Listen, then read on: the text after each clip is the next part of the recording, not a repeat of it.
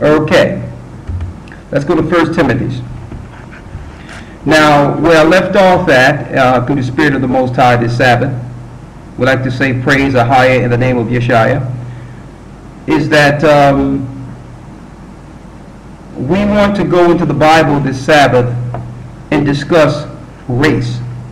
What in particular do race have to do with Bible prophecy? And how should we look at racism, or what you would call race types of doctrine? Now, all through time, race have played a prominent part in prophecy. Like for instance,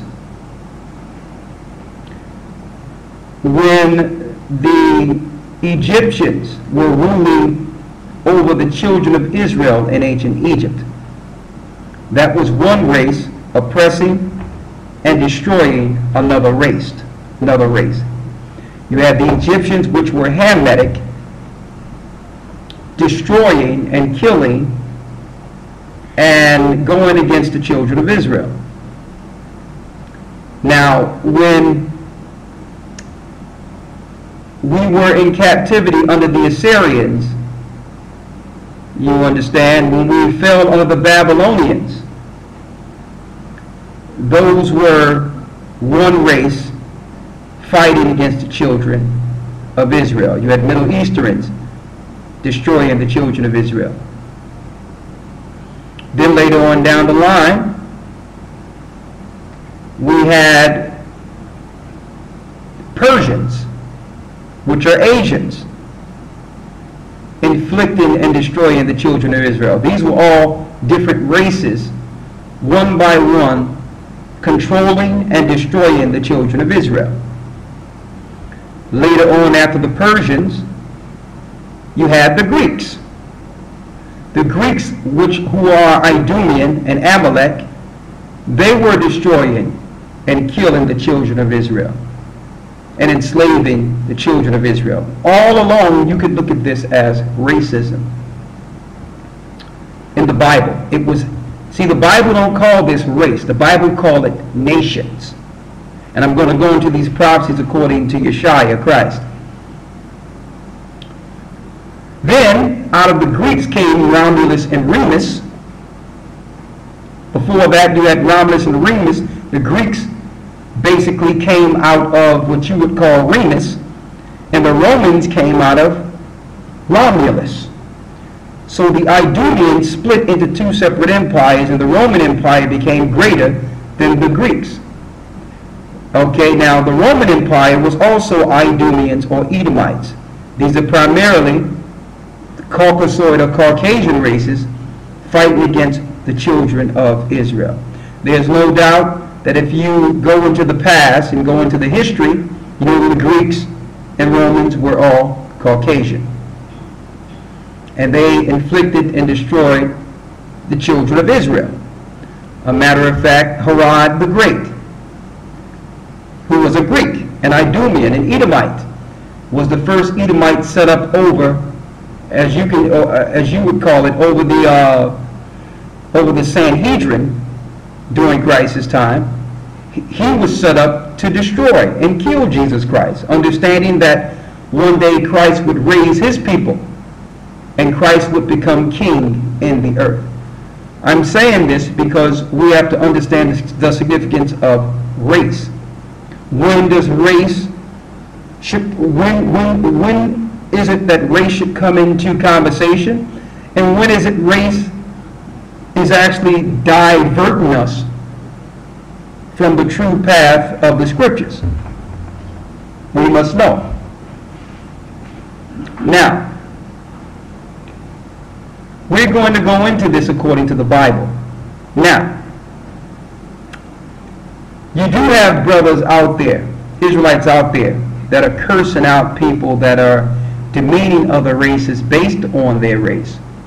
And because of that, cause and effect, you have people now going into their genealogies to see if they fall on the wrong side of these particular prophecies, saying what will happen to the nations for this recorded history against God's people. We all know when Christ comes, he will judge the earth.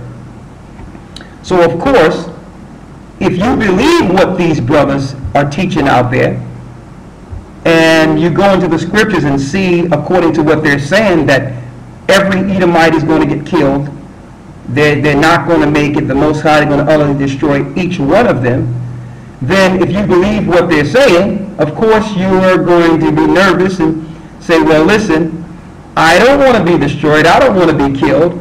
So what you will do is you will start looking into ways of not being what they're saying you are. So here it is, you claim you don't believe what these people are saying when it comes to the hate against white people, but on the other hand, you're trying to separate yourself from these particular people because, in fact, you do believe what they're saying, that all the Edomites will be killed and all those other things. You shouldn't strive in that. That's against the Bible. I don't have to strive in saying I'm an Israelite because the Bible makes it clear who the Israelites are. The Bible makes it clear when the Most High, when Daniel was praying to the Most High and asked the Most High, when is it that we will see our kingdom? And he showed Daniel 4 separate races that would need to take Israel down, or 4 separate kingdoms that would need to take Israel down before Christ returns. So he was showing Israel going from one captivity of one race to another captivity of another race, on and on and on, until Christ, the deliverer or savior, would save these particular people from these empires. How is race important? If Daniel did not know who these particular races were, who would come against the children of Israel, how would we know when, according to prophecies, Christ would return, and how would we know that the Bibles and the prophecies that were given to Daniel were correct? So race and nation is something we lost in captivity as far as the knowledge of who people are in the earth.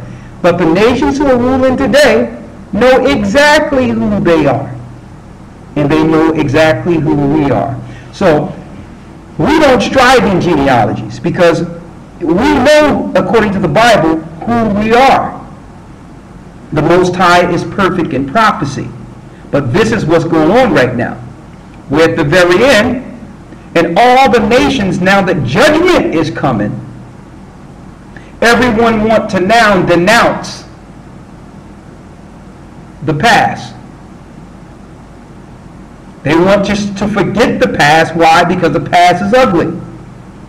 And there's no doubt about it, when you put all these things together that have happened to the children of Israel, all nations are complicit with the destruction of God's people.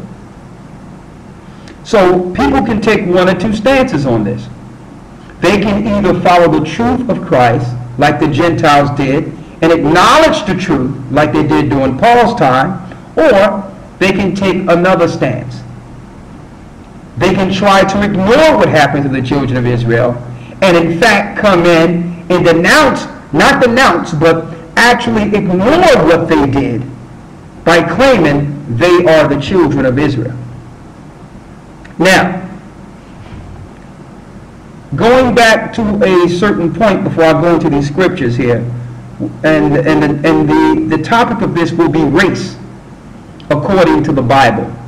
How does that play according to the Bible? How does race play a prominent part in Christ's doctrine? Now, because the truth is springing up all over the earth right now, and people are now, the children of Israel are now coming back to their heritage and understanding who they are, and are relating what we are and who we are, and we're able to actually point to the ills that have been done to us through history. That's one thing about getting history and our knowledge back.